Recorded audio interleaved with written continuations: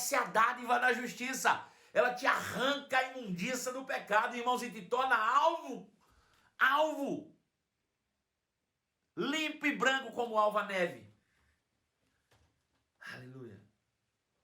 Louvado seja o nome de Jesus por isso.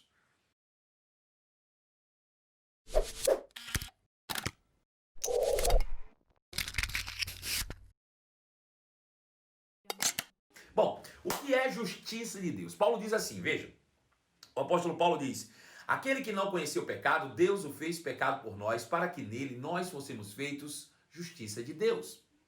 Está em 2 Coríntios, capítulo 5, verso 21. Vamos raciocinar um pouco sobre essa sentença declarada pelo apóstolo Paulo. Aquele que não conheceu o pecado, e nós sabemos que ele é Jesus de Nazaré. Aquele que não conheceu o pecado, Jesus de Nazaré, Deus o fez pecado por nós. Deus tornou Jesus pecado por nós.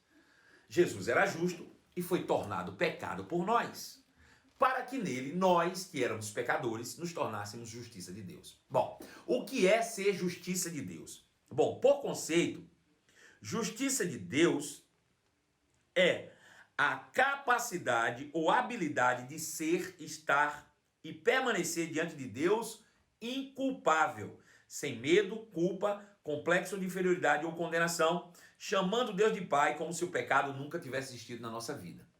Vou repetir isso para você. Ser justiça de Deus é uma capacidade ou uma habilidade de ser, estar e permanecer diante de Deus ou na presença de Deus inculpável, sem medo, culpa, complexo de inferioridade ou condenação, chamando Deus de Pai como se o pecado nunca tivesse existido na nossa vida. É possível o homem alcançar esse status nas suas próprias atitudes, nos seus próprios feitos? Não.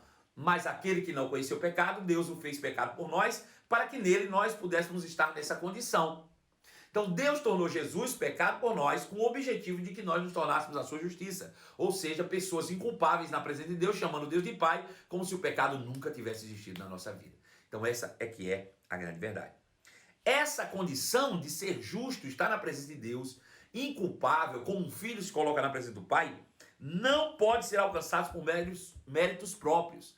Não é naquilo que eu faço. O homem tentou, durante toda a antiga aliança, pela prática da lei, se tornar justo diante de Deus. E nós já vimos que isso não foi possível. A lei não justificou ninguém. Mas Deus, através de Cristo, conquista essa condição para cada um de nós. A condição de justiça é uma condição definitiva, do qual você não pode se tornar nem mais justo e nem menos justo. Por quê? Porque não depende dos seus feitos. Se dependesse de você, você poderia se tornar mais justo ou menos justo.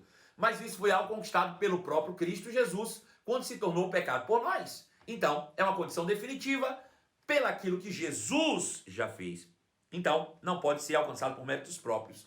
É um dom ou uma dádiva, que quer dizer um presente dado por Deus. Veja, presente, irmão, você não compra, você não conquista, você não paga um preço. É isso que nós temos que entender. Tem muito crente querendo pagar preço para se tornar justo diante de Deus, para se tornar aceitável diante de Deus. Tem gente que quer pagar um preço para se tornar alguém mais santo diante de Deus. Tem gente que quer pagar um preço para se tornar alguém que Deus possa olhar para ele com uma condição, dizer, olha, você é meu filho. Mas a justiça é um dom, é um presente. E presente a gente não compra. Presente a gente não paga preço, presente a gente não conquista. Presente a gente apenas recebe e aceita e fica feliz e agradece disso. Muito obrigado, eu precisava, não tinha, agora eu tenho porque você me concedeu. Então veja, ser justiça de Deus é um presente, é uma dádiva, é um dom. Algo que Deus conquistou e nos presenteou gratuitamente em Cristo Jesus. Não é algo que nós conquistamos. E qual é a importância de se encontrar nessa posição? É porque é a partir dessa posição que eu adquiro ou que eu tomo posse de todas as bênçãos de Deus. Se eu quiser a cura está destinada àqueles que são justos. Se eu quiser prosperidade, prosperidade está destinada àqueles que são justos. Se eu decido viver da fé, a fé é destinada para aqueles que são justos. Agora, para que eu recebesse essa condição, Jesus precisou se fazer maldito por mim. Aceitar sobre ele o pecado, tomar sobre ele o pecado, e ele sim pagou um preço. Nós falamos pela manhã que para que alguém fosse justificado, alguém precisa pagar o preço. E foi isso que Jesus fez. Ele assumiu a minha dívida, pagando o preço para que eu me tornasse justo. Deu para entender isso? Eu quero mostrar para você alguns textos interessantes, porque eu falei muito na live pela manhã, mas não te mostrei muitos textos. Eu quero nessa noite te mostrar os textos. Eu sei até porque Muita gente que ouve essa mensagem diz: eu queria pregar essa mensagem, eu queria transmitir essa mensagem, eu queria falar para o meu pai, para o meu irmão, para o meu marido, para os meus amigos, mas eu não sei onde estão os textos. Bom, eu quero tirar textos que comprovem essa grande dádiva que Deus conquistou para nós através de Cristo Jesus. O livro de Romanos, ou a carta de Paulo aos Romanos, poderia ser conhecida como um tratado à justiça de Deus. A carta de Paulo aos Romanos é um estudo completo sobre a justiça de Deus. Aleluia. Então, você lendo a carta aos Romanos, você vai chegar a essa conclusão de uma maneira bem simples. Eu quero ler alguns textos de Romanos, por exemplo, Romanos capítulo 5, verso 12. A Bíblia diz assim: quando Adão pecou, pega bem isso, quando Adão pecou, o pecado entrou no mundo. Significa que o pecado não estava no mundo antes de Adão. Se o pecado entrou no mundo depois que Adão pecou, significa que não foi Deus que criou o pecado. Veja, Adão era justo, Deus o criou justo, e quando ele peca, o pecado entra no mundo, ele se tornou pecador. Então, ser um pecador é consequência do que Adão fez. Agora eu te pergunto, o que Adão fez, ele fez por conta própria ou ele foi influenciado a fazer? Quem pode me responder aí? Responde.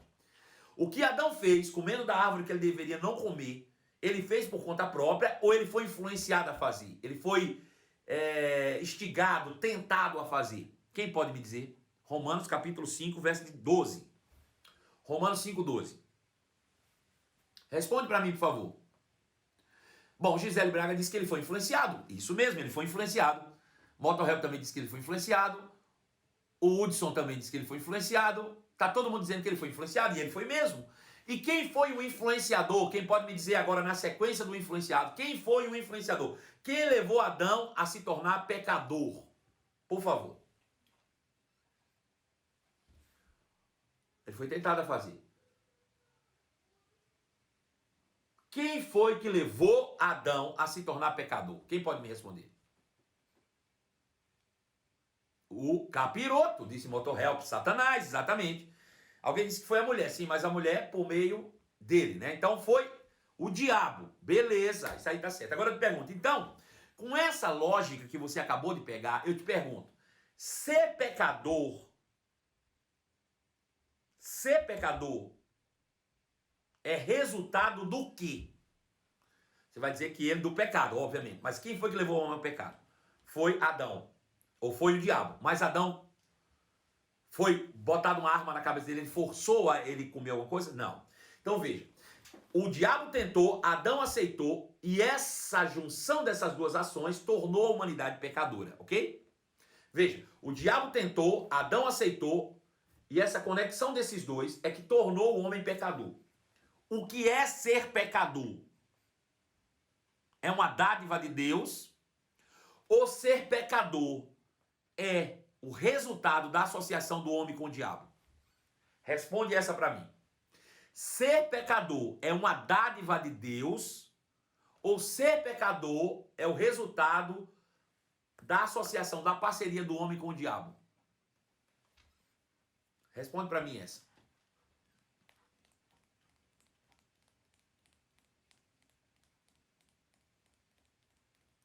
Ser pecador é uma dádiva de Deus ou uma associação do homem mais o diabo? Bom, o João está dizendo que é uma associação do homem com o diabo. Então veja, se eu me digo eu sou um pecador, eu estou engrandecendo a Deus ou o diabo? Veja, se ser pecador fosse uma dádiva de Deus, eu me considerar pecador, estava louvando a Deus. Vou repetir. Se ser pecador fosse uma dádiva de Deus, quando eu me considero pecador, estou louvando a Deus. Mas se ser pecador é o resultado da associação do diabo com o homem, quando eu me digo pecador, eu estou louvando a quem? O diabo. Ao diabo, exatamente. Ao diabo. Perceba como é ilógico você ficar fazendo oração dizendo: ô pai, porque eu sou um pobre pecador. Pegou aí? Pois bem, vamos ler o texto lá de novo. Quando Adão pecou, o pecado entrou no mundo e com ele entrou a morte. Que esta se estendeu a todos os homens, porque todos pecaram. É fato que as pessoas pecaram antes mesmo que a lei fosse concedida em Moisés. Mas, porque ela não existia, seus pecados não foram levados em conta. Mesmo assim, do tempo de Adão até Moisés, todos morreram, incluindo os que não desobedeceram a uma ordem explícita de Deus, como Adão desobedeceu. Na verdade, Adão é um símbolo ou uma representação daquele que haveria de vir. Mas há uma grande diferença entre o pecado de Adão e a dádiva de Deus. Pois o pecado de Adão, ou de um único homem, trouxe morte para muitos. Porém, é a graça de Deus e sua dádiva que veio sobre muitos por meio de um único homem, a saber, Jesus Cristo. E o resultado da dádiva de Deus é bem diferente do resultado de um único homem. Pois enquanto o pecado de Adão levou à condenação, a dádiva de Deus nos possibilita a ser declarados justos. A dádiva de Deus nos leva a ser declarados justos. Veja, o que Jesus fez nos declara justos. O que Adão fez nos declara pecador. Aí torna claro o que eu disse. Quando eu digo eu sou pecador, eu estou exaltando o diabo. Quando eu digo eu sou justo, eu estou exaltando a graça de Deus. Aleluia. Continuando. A morte reinou sobre muitos por meio do pecado de um único homem. Mas ainda maior, porém, é a graça de Deus e sua dádiva de justiça. E todas as que receberam reinarão em vida por meio de um único homem, a saber, Jesus Cristo. O que eu quero te mostrar com isso é o seguinte. Às vezes você olha e diz assim, é difícil entender isso, porque eu sei que eu cometo pecado. Então como é que eu posso ser declarado justo? As pessoas acabam dizendo isso. E eu vou usar um termo pejorativo aqui, mas é só para você entender melhor. Essa briga é de cachorro grande. Tem nada a ver com você. O que Adão fez, botou a humanidade no pecado. Não é o que você fez que te tornou pecador. Foi o que Adão fez que te tornou pecado. O que Adão fez tornou você um pecador. Agora, não dá para comparar o resultado do que Adão fez com o resultado do que Jesus fez. Então, se foi o que Adão fez que te colocou como pecador, foi o que Jesus fez que te colocou como justo. Tem nada a ver contigo. Tem a ver com Adão e Jesus. O que Adão fez, botou a humanidade debaixo de maldição. O que Jesus fez, tirou a humanidade debaixo de maldição. Aleluia. Não tem nada a ver com os teus feitos. Tem a ver com o que Adão fez, com o que Jesus fez. Aleluia. Então veja, essa condição de justiça não pode ser alcançada com méritos próprios. A condição de justiça não é alcançada porque eu fiz algo bom.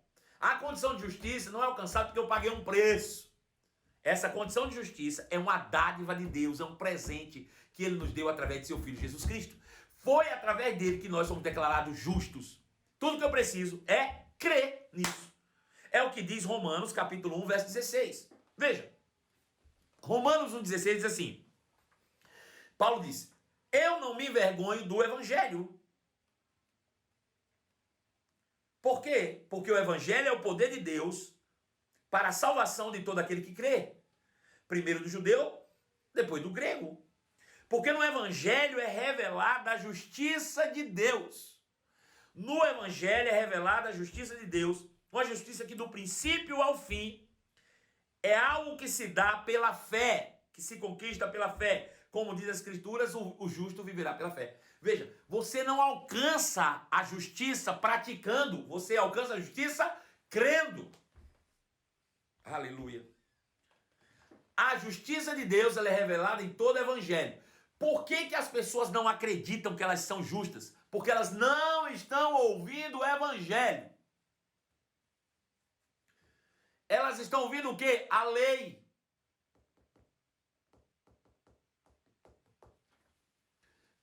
Elas estão ouvindo a lei. Quanto mais você ouve a lei, mais você se considera um pecador. Porque a lei tinha como objetivo revelar o pecado da humanidade. Está certo? Quem ouve a velha aliança se vê pecador. Por quê? Porque Jesus ainda não tinha morrido e nem ressuscitado. Mas quando Jesus vem, ressuscita, morre e ressuscita, ele conquista para nós uma nova e superior aliança, do qual ele nos torna herdeiros da justiça. Então, como a antiga aliança revela o pecado do homem, assim a nova aliança revela a justiça de Deus. Assim como a antiga aliança revela o pecado de Adão, assim a nova aliança revela a justiça de Deus. Para que eu entenda, eu preciso abrir mão da antiga aliança e ouvir a nova aliança. E ouvir o que Jesus conquistou para mim. E ver, entender e receber pela fé que aquilo é uma verdade para a minha vida. Louvado seja o nome de Jesus. O Evangelho revela a justiça de Deus. O poder de Deus para a salvação de todo aquele que crê. Eu quero abrir com você, em Romanos ainda, o capítulo 10, versículo 5. Romanos 10, 5. Veja. O apóstolo Paulo falando sobre a justiça da lei e a justiça de Deus. Veja. Ele diz assim: Moisés descreve desta forma a justiça que vem da lei. 2 pontos. O que diz a justiça que vem da lei? O homem que fizer estas coisas viverá por elas. Veja, na lei a justiça era alcançada por méritos próprios. O homem que praticar tais coisas, por elas é justificado. Só que nós sabemos que ninguém conseguia cumprir toda a lei, porque estava debaixo do pecado. Logo, ninguém foi justificado pela lei. Mas existia a justiça que vem da lei. A justiça que vem da lei diz: o homem que fizer estas coisas viverá por meio delas. Essa é a justiça que vem da lei. Você é aquilo que você pratica. Se você conseguir praticar toda a lei, então você é considerado justo. Logo que o homem não conseguia, ele era declarado pecador. Paulo diz: Moisés descreve dessa forma a justiça que vem da lei. O homem que fizer essas coisas, por ela viverá.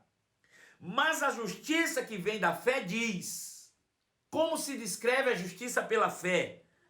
Paulo diz: não digas em seu coração, quem subirá ao céu, isto é, para fazer Cristo descer? Ou, quem descerá ao inferno ou ao abismo, isto é, para fazer Cristo subir dentre os mortos? Mas o que ela diz? A palavra está perto de ti, na tua boca e no teu coração. Esta é a palavra da fé que nós estamos pregando. Se você confessar com a boca que Jesus Cristo é o Senhor e crer em seu coração que Deus o ressuscitou dentre os mortos, então será salvo. Veja o que é que Paulo está dizendo. Ele sabe como é que funciona a justiça da fé? Você não tem que ficar perguntando: peraí, como é que vai ser isso? Como é que vai fazer Jesus vir de lá? Como é que vai fazer Jesus subir? Não pergunte. Não dá para explicar tudo o que você quer saber. Mas uma coisa é certa: a palavra está perto de ti, na tua boca e no teu coração. Esta palavra da fé que nós pregamos. Se com a sua boca você confessar que Jesus é o Senhor, crendo com o coração que Deus ressuscitou dentre os mortos, então será salvo. Por que eu serei salvo? Aleluia. Pois com o coração se crê para a justiça, e com a boca se confessa acerca da salvação. É com o coração que se crê para a justiça, e não com ações, e não praticando coisas. Eu leio a Bíblia diz: você é justo. Então eu creio na Bíblia e eu sou justificado pela fé. É só isso? Só. Do princípio ao fim é pela fé. Ah, mas é muito fácil. Eu sei, graças a Deus. E é fácil e tu não faz? E se fosse difícil? Né? O problema é que a gente não quer as coisas simples. Deus simplificou tudo, irmãos, pela fé. Tudo que eu preciso é acreditar. Se eu creio que Deus ressuscitou Jesus dentre os mortos e confesso com a minha boca, pronto, eu sou salvo. Fui justificado pela fé. Graças a Deus por isso.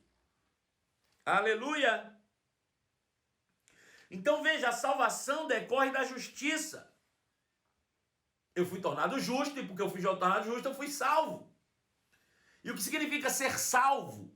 Ser salvo significa livramento, preservação, segurança e salvação. Tudo dentro do pacote da justiça. quando eu entendo que eu sou justiça, todas essas coisas recaem sobre mim. Eu sou declarado justo pela fé na obra de Cristo e não por méritos meus. Aleluia.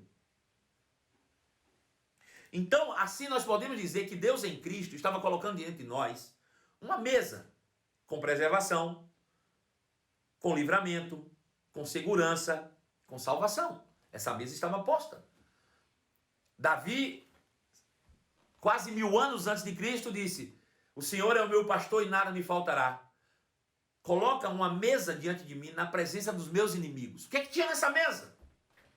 O que é que tinha nessa mesa que o Senhor colocou diante de mim? O que tinha nessa mesa? Comida? Não, comida você conquista aqui normalmente. Não, nessa mesa que Deus colocou tem fé, nessa mesa que Deus colocou tem saúde, nessa mesa que Deus colocou tem autoridade, nessa mesa que Deus colocou tem paz, nessa mesa que Deus colocou tem prosperidade. Está tudo sobre a mesa. Aleluia. Agora, pergunte para mim, qual é o nome da mesa, pastor? Que todas essas coisas estão sobre elas. O nome dessa mesa se chama Justiça de Deus. Todas essas coisas que foram concedidas para nós teve um preço a ser pago. Aquele que não conheceu o pecado, Deus o fez pecado por nós, para que nele nós fossemos feitos justiça de Deus. Essa justiça é que sustenta todas as outras coisas. É por isso que justiça é o tema central do Novo Testamento. Se você não entendeu justiça, você não entendeu nada. O que nos sustenta na salvação, a justiça. O que nos faz prosperar, a justiça. O que nos faz viver em saúde divina, a justiça. A mesa foi posta e o nome da mesa se chama Justiça de Deus em Cristo Jesus. Aleluia. A condição de hoje nós estarmos de volta à presença de Deus, sem culpa, sem constrangimento, sem complexo algum de inferioridade, como um filho se coloca na presença do seu pai. Aleluia. Só a justiça de Deus conquistou para nós dessa maneira. Aleluia. Qual é a importância de se estudar então justiça? Eu costumo dizer o seguinte, é bem curioso, porque as pessoas começam a estudar com a gente, vêm para o verbo da vida, ou começam a fazer o rema, e os religiosos vão logo dizer assim, cuidado que eles estão fazendo uma lavagem cerebral em você. Já ouviu esse termo? Você está dizendo que você agora é justo? Que você não é mais pecador? Cuidado, rapaz. Estão fazendo uma lavagem cerebral em você. Bom, estudar justiça é exatamente isso. É fazer uma lavagem cerebral em você. Por quê? Porque você precisa lavar seu cérebro, é porque ele estava sujo, contaminado pelo pecado. É isso que a justiça faz. Ele purifica a tua mente e entende, ou te mostra o entendimento da verdade. Você é purificado na mente por causa da justiça de Deus. Uma lavagem cerebral daquilo que estava completamente sujo e contaminado pelo pecado. Hoje você tem a mente completamente limpa pela justiça de Deus. Amém? Aleluia. Então, ele purifica o homem de todo senso de culpa, de inferioridade decorrente de uma vida de pecados. É engraçado como as pessoas ainda insistem em querer ser pecadores. Por quê? Porque ser pecador é considerar injusto. Eu sou indigno, eu sou pequeno, eu sou miserável. Mas a justiça bota você no pé de igualdade. Eu sou filho. Eu posso chegar diante do meu pai sem culpa, sem constrangimento, sem complexo de inferioridade. Deixa eu te dizer uma coisa. Você entender a justiça de Deus, você levanta da cama ainda que você tenha 6 meses de depressão. Se você entender justiça, você pode estar com depressão de 2 anos, você se levanta e sai andando, rindo e dizendo, glória a Deus, eu sou justiça. O poder dessa mensagem. Justiça de Deus. Aleluia. Louvado seja o nome de Jesus. Não é à toa que o diabo faz de tudo para você não descobrir isso. Porque ele sabe que no dia que você descobre a justiça, você está livre de toda a contaminação do pecado. Toda e qualquer contaminação do pecado. Pela justiça de Deus. Quando nós vivíamos no mundo pecando, esse senso de impiedade rouba do homem toda a confiança diante do seu Criador, roubando assim a fé que ele tem em si mesmo. Quando você se considera pecador, você não tem confiança diante de Deus, você não tem confiança nem em você mesmo, você não acredita nem em você mesmo. Deus lavou você, Ele purificou você com o sangue de Jesus, para que você possa entrar confiadamente junto ao trono da graça e possa obter graça e misericórdia em situação oportuna. Deus purificou o teu senso de justiça, do pecado te lavou, te tornou puro. Aleluia! Essa é a dádiva da justiça. Ela te arranca a imundícia do pecado, irmãos, e te torna alvo. Limpo e branco como alva neve. Aleluia. Louvado seja o nome de Jesus por isso. A justiça é o tema central do Novo Testamento. É a justiça que restabelece o homem na presença de Deus novamente. Romanos capítulo 5, verso 1 diz: tendo sido, pois, justificados pela fé. Veja, tendo sido, pois, justificados pela fé. Eu quero abrir em outra versão agora, para você pegar mais claramente. Romanos capítulo 5, verso 1. Ele diz assim: portanto, uma vez que pela fé fomos declarados justos. Uma vez que pela fé fomos declarados justos, temos paz com Deus. Isso significa que antes da gente entender justiça, a gente não tem paz com Deus. Você já reparou isso? Que as pessoas que não entendem justiça vivem morrendo de medo de Deus? Que não conseguem enxergar Deus como Pai? A paternidade está longe daqueles que não conhecem justiça. Aleluia. Justificados, pois, ou uma vez declarados justos, temos paz com Deus. Hoje nós temos paz com Deus. Hoje Deus é o nosso Pai. Hoje é Deus nosso supridor. Hoje a gente pode se relacionar com Ele sem medo, sem culpa. Irmãos, aqueles que não entendem a justiça vivem tremendo de medo de Deus, com medo do castigo, com medo de uma retaliação, com medo de Deus fazer algo com eles. Deixa eu te dizer, eles não entendem de forma nenhuma, quando eles não entendem a justiça, que Deus é o seu Pai. Como pode um pai querer matar um filho? Aleluia. Aleluia. Louvado seja o nome de Jesus. Justiça é o resultado da obra de Cristo na cruz do Calvário. Romanos capítulo 3, verso 24 diz: mas ele, Jesus, em sua graça, nos declara justos por meio de Cristo Jesus, que nos resgatou do castigo por nossos pecados. Ele, em sua graça, nos declara justos por meio de Cristo Jesus, que nos resgatou do castigo dos nossos pecados. Em Cristo somos declarados justos. Justiça restaura a nossa autoridade, começando em nós mesmos. Porque eu vou te dizer, quando você se considera um pecador, nem sobre você tem autoridade. Porque se você é pecador, o pecado é que te domina. Você continua sendo escravo do pecado. Ser pecador é ser considerado escravo do pecado. Perceba, se você se considera um pecador, nem autoridade sobre si mesmo, seus atos você tem. Você vive dizendo assim, quem consegue viver sem pecar? Quem consegue é aquele que se torna a justiça de Deus. Esse consegue se viver sem pecado.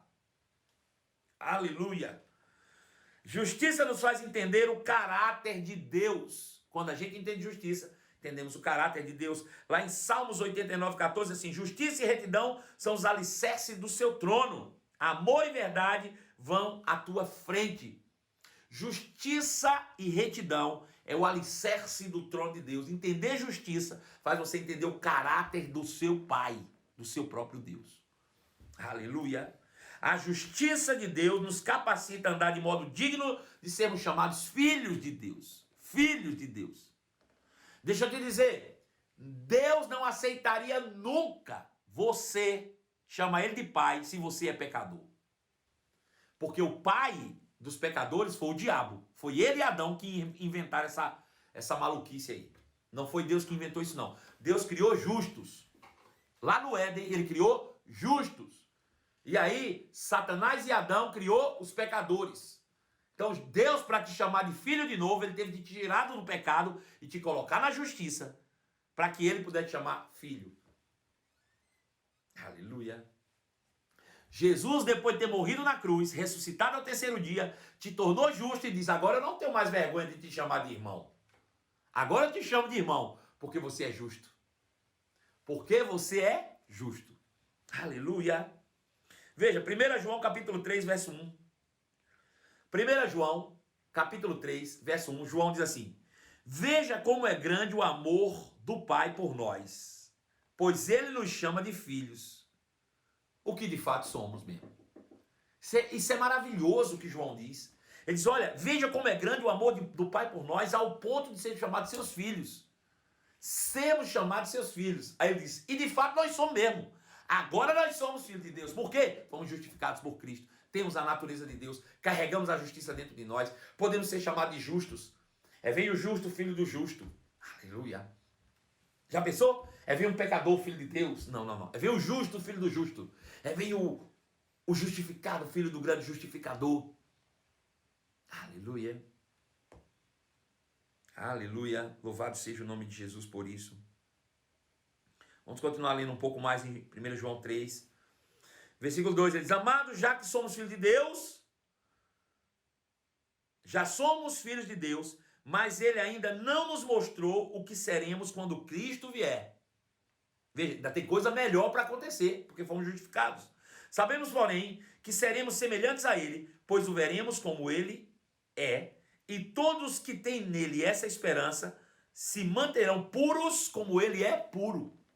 Eu posso me manter puro? Pode. Basta você entender que você é justo. Quem vive no pecado transgride a lei, pois todo pecado é contrário à lei. E vocês sabem que ele veio para tirar os nossos pecados, e nele não há pecado algum. Quem permanece nele não continua a pecar, mas quem continua a pecar não conhece, não entende quem ele é.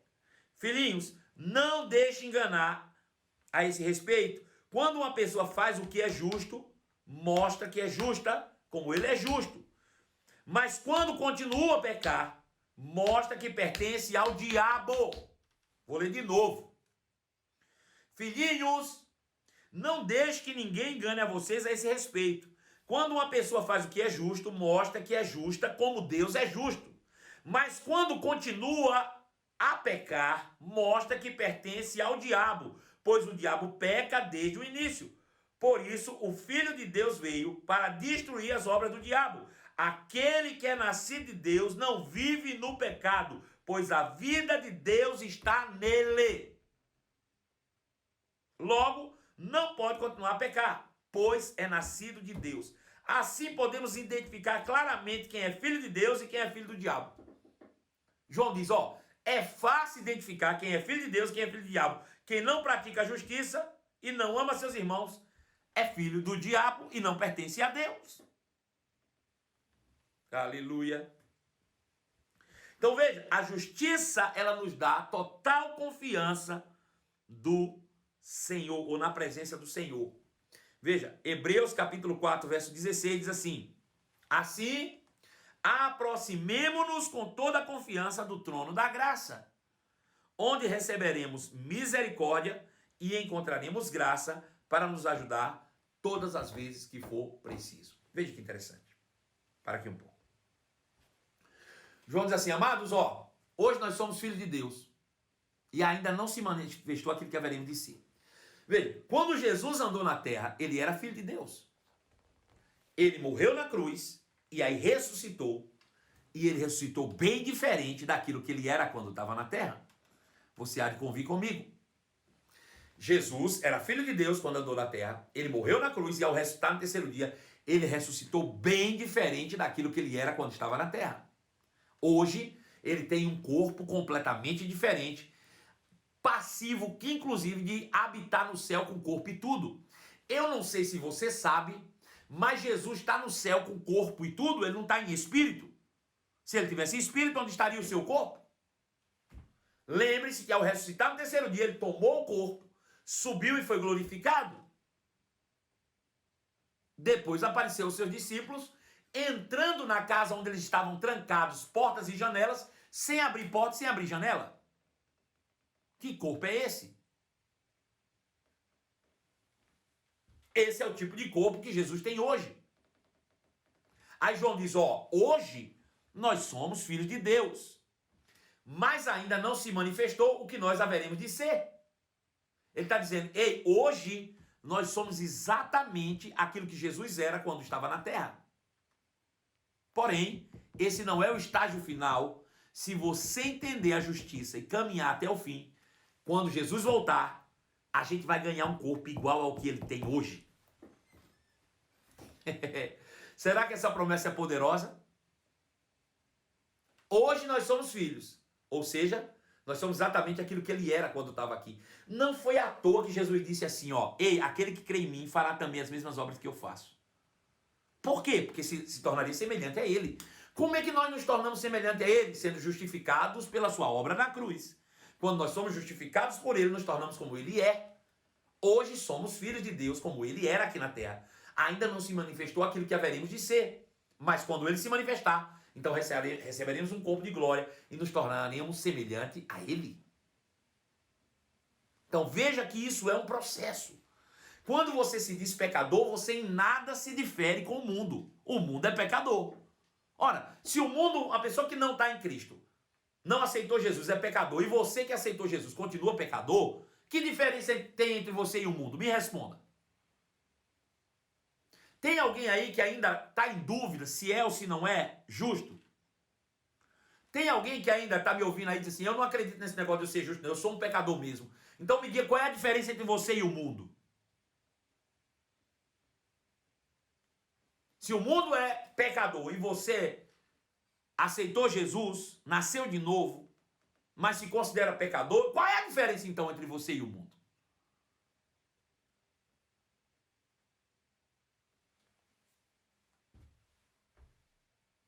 Aleluia. Vamos lá, tem 100 pessoas me assistindo, não é possível que todo mundo está concordando comigo. Hein? Qual é a diferença então? Me conta, entre você e o mundo.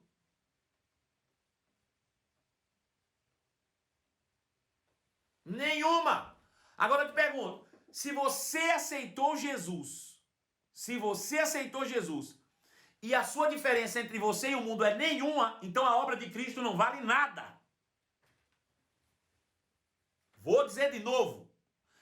Se você continua pecador, mesmo depois de ter aceitado a obra de Cristo na sua vida, você não se difere em nada do mundo. E se você não se difere em nada no mundo, significa que a obra de Cristo não valeu nada para você.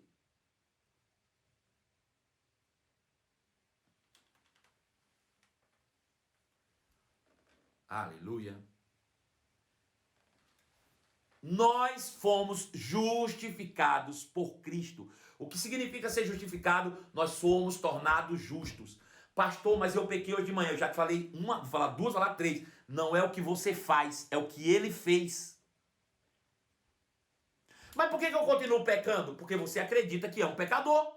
Se você acreditasse que você era galinha, você andava ciscando no terreiro. Se você acreditasse que você era um gato, você estava cavando e enterrando o que você estava fazendo. Se você acreditasse que era um cachorro, você estava por aí correndo atrás de carro. Mas você acredita que você é pecador, está pecando. Ah, pois está bem, eu vou te provar na Bíblia que você é um justo. E se você é justo, você precisa andar em justiça. É uma questão de entender quem você é. Você não faz nada além daquilo que você acredita ser. As suas ações são governadas pelas suas crenças. Se você acredita que é um pecador, você continua agindo em pecado. Se você acredita que você é justo, você vai andar em justiça. O maior interessado em você continuar achando ou se achando um pecador é o diabo, porque você vai continuar pecando. Aleluia. Tudo agora é uma questão de mente. Veja, Romanos capítulo 12. Romanos capítulo 12, verso 1. Veja, o apóstolo Paulo passa 11 capítulos do livro de Romanos, ensinando sobre justiça, falando assim, ei, você não é mais pecador, ei, você é justiça de Deus. Ei, você é justiça de Deus. Ei, você é justiça de Deus. Ei, você é justiça de Deus. Agora eu te pergunto, essa justiça que Paulo fala, ela foi feita no teu corpo? Foi feita na tua alma? Ou foi feita no teu espírito? Somos um espírito, habitamos em um corpo, possuímos uma alma. Já vimos isso em outras lives. Amanhã ou depois eu vou explicar de novo. Mas eu pergunto, essa justiça que foi conquistada por Cristo foi feita no meu espírito, no meu corpo ou na minha alma? Camila disse que foi no espírito. No espírito. Perfeito? Ah, tá vendo aí, pastor? Aí, bem que eu vi. Era no espírito. Bem que eu vi. E você é o que, criatura? Isso só mostra que você, o ser humano, você, é um espírito. Foi você que foi justificado. Então isso mostra que você é o espírito. Você foi justificado. Paulo diz, justificados, pois, vocês justificados. Então você é o espírito.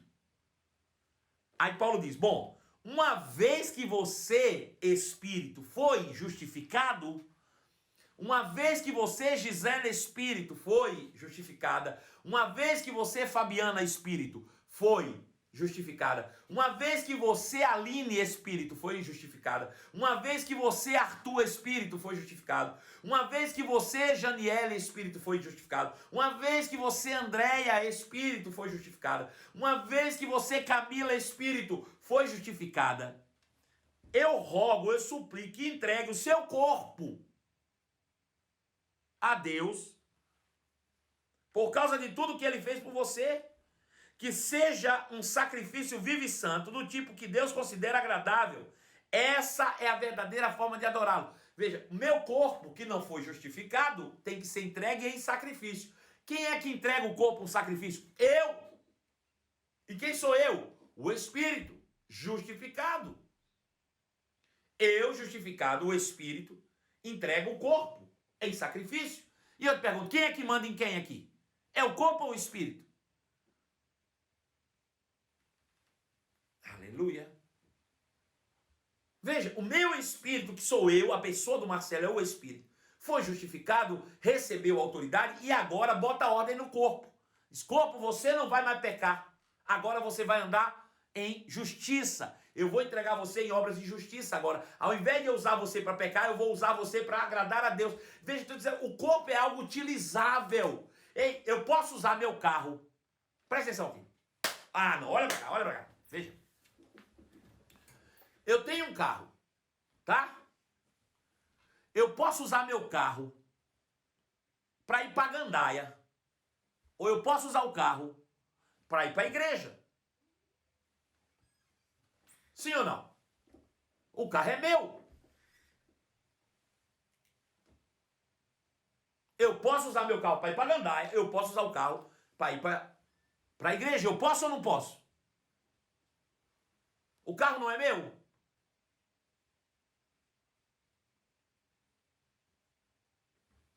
Então, se o carro é meu, quem decide sou eu.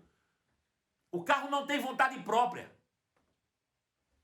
Meu carro é meu, não tem vontade própria. É eu que decido para onde ele vai. Ou eu digo, você vai para a igreja, ou eu digo, você vai para Gandaia. Deixa eu dizer, a mesma coisa é o corpo. O corpo é só o carro do espírito. Seu corpo é o carro do espírito. Ele não tem vontade própria. Quem manda nele é você, espírito.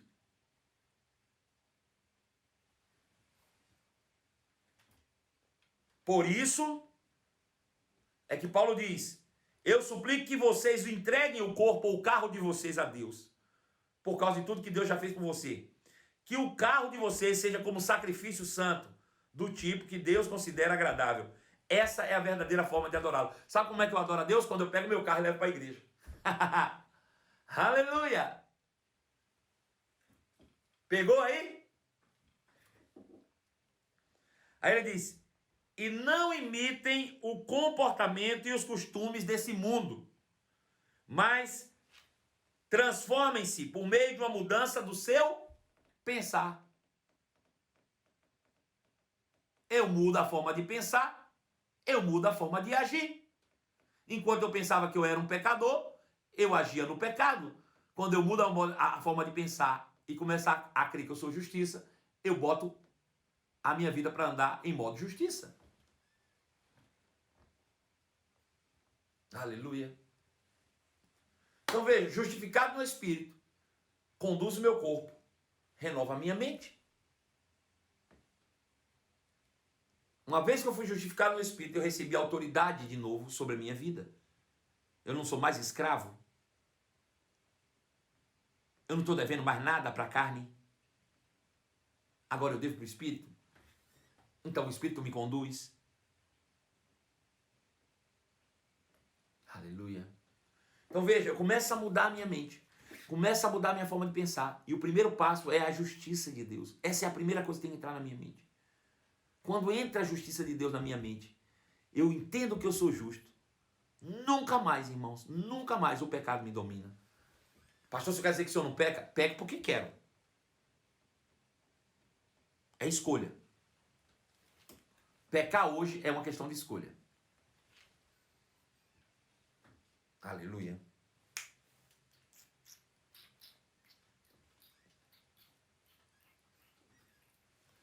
Entenderam isso?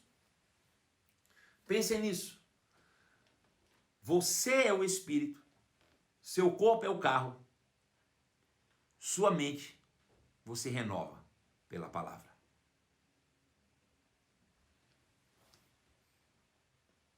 Quando isso cai na sua mente, acabou. O diabo perdeu para você. Nunca mais você vai se permitir ser chamado de novo de pecador. Nunca mais. Nunca mais. Nunca mais. Você não vai deixar ninguém nunca mais te chamar de pecador. Sabe? Quando você estiver num lugar e as pessoas estiverem cantando, sou um pobre pecador, você diz, eu não. Eu sou justiça de Deus em Cristo Jesus. Foi justificado pelo seu sangue derramado na cruz do Calvário. Amém? Queridos, vamos abrir agora a nossa caixa de minhocas. Vamos ver as perguntas que temos nessa noite aí, para tirar dúvida de todos aqueles que, porventura, ficou alguma dúvida ainda aí. Pedro, abre a caixinha de minhoca e vê se tem aí. Somos filhos de Deus, justificados por Cristo, mas somos falhos, não mais pecadores, certo? Bom, vê só. Se você acredita que você é falho, então você vai falhar. Você é aquilo que você acredita. Entendeu? Nós somos filhos de Deus, justificados por Cristo. Somos justos, filhos de Deus. Até falhamos, mas não somos falhos. Nós até falhamos, mas não somos falhos. Nós até pecamos, mas não somos pecadores. Não considere você pelo seu erro. Você não é o seu erro. Você é o que a Bíblia diz que você é. Segunda pergunta.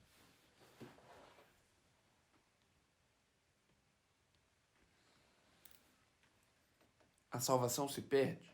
Se perde? Claro. Pessoas têm me perguntado isso e se perdem. Existe uma doutrina aí que diz que salvação, uma vez salvo, salvo para sempre. Mas isso é conversa fiada, é balela. A Bíblia mostra com clareza que se perde a salvação. Agora, não é uma coisa que se perde assim. Por exemplo, né? Aí eu pequei, aí Deus disse, pronto, perdeu, vou tirar sua salvação. Bom, Deus não vai tirar sua salvação nunca, porque ele não pode desmorrer Jesus na cruz. O que ele fez, ele fez. A salvação tá paga, independente do que você faz. Tá paga, tá lá. Ele não vai desfazer a obra da cruz. Não tem como, né? Você não perde a salvação desse jeito, né? Agora, é possível perder a salvação? É. Completamente possível. Primeira coisa que você precisa entender sobre perda de salvação é o seguinte. Você conquistou a sua salvação pelas suas obras de justiça? Responde para mim aí, por favor. Quem pode me responder aí? Você alcançou salvação pelas suas obras de justiça? Foi pelo que você praticou? Hã? Não. Motorhelp diz que não.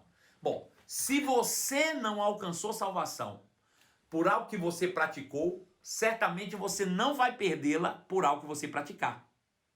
Porque não foi pela prática. Se você não alcançou salvação por práticas, obviamente não vai ser por prática que você perde. Peraí, se não é pelo que eu pratico, é como que eu perco a salvação? Bom, como foi que você alcançou a salvação? Como foi que você alcançou a salvação? Fala para mim. Quem vai responder?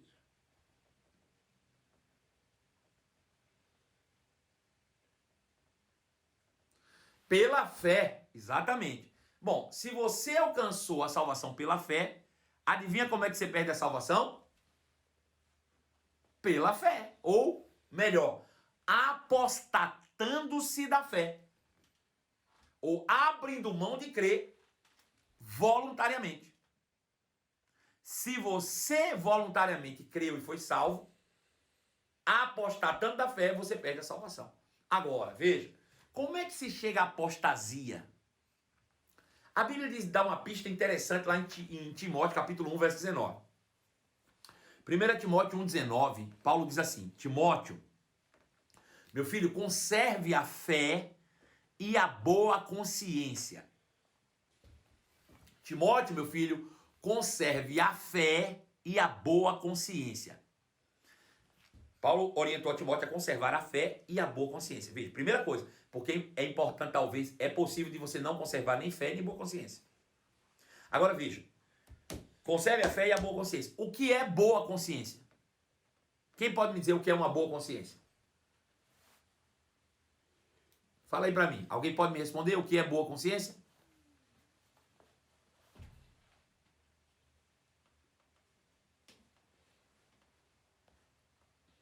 Quem me responde que é boa consciência? Ninguém sabe?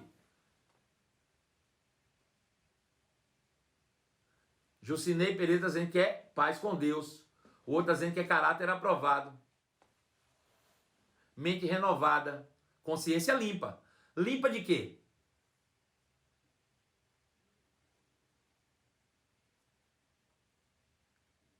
Consciência limpa de quê, João? Fala aí.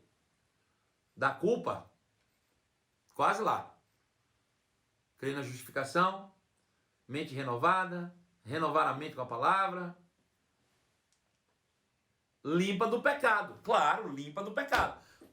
Uma boa consciência é uma consciência limpa do pecado. Bom, se existe uma boa consciência, que é a consciência limpa do pecado, o que é uma má consciência?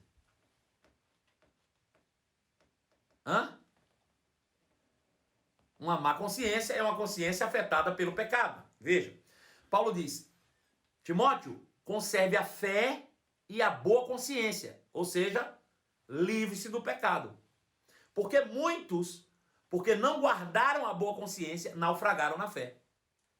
Então veja, se eu começo a viver uma vida de pecado deliberado, eu acabo cauterizando a minha mente, contaminando a minha consciência e não acreditando mais na salvação. E aí, babau. Se a salvação vem pela fé e você não acredita, você vai para o inferno. Deu para entender? Vou explicar. Ele diz, Timóteo, conserva a fé e a boa consciência, ou seja, uma consciência purificada do pecado. Porque muitos, porque não conservaram a boa consciência, ou seja, uma consciência liberta do pecado, ou seja, ficaram contaminando sua consciência com o pecado, naufragaram na fé. Então veja, a apostasia, ela pode ser levada pelo pecado, mas não é o pecado ou a prática do pecado que vai levar você a perder a salvação. A prática do pecado leva você à apostasia, a apostasia leva você a perder a salvação. Deu para entender? Próxima pergunta.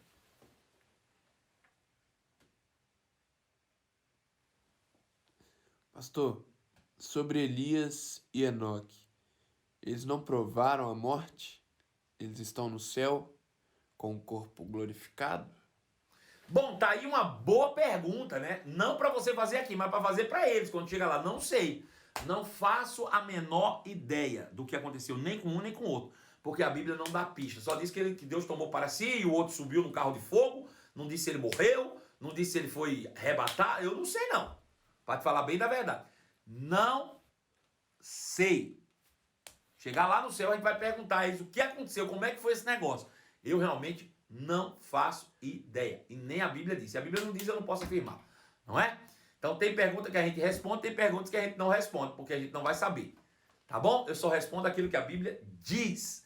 Se você gostou, vai lá depois no IGTV, deixa o seu comentário nesse vídeo, eu vou subir ele para lá agora. Vai lá e deixa. Quanto mais comentários tiverem no IGTV, lá no Instagram, aí no meu Instagram, quanto mais comentários, mais relevante essa live se torna e mais ela vai ser realmente compartilhada com outros perfis para que a gente tenha um alcance cada vez maior. Gente, muito obrigado pelo carinho de vocês, né? Amanhã, às 11 horas da manhã, encontro marcado aqui comigo, não perde de jeito nenhum. Nós vamos mergulhar, vamos entender como foi que Adão entrou nessa enrascada para que Jesus depois pudesse nos tirar. A gente vai seguir o passo a passo de tudo que aconteceu até que nós realmente chegamos a essa condição de sermos justificados pela fé em Cristo Jesus. Não perde não, amanhã às 11 horas da manhã, live marcada comigo, eu encontro com você. Tchau, até lá.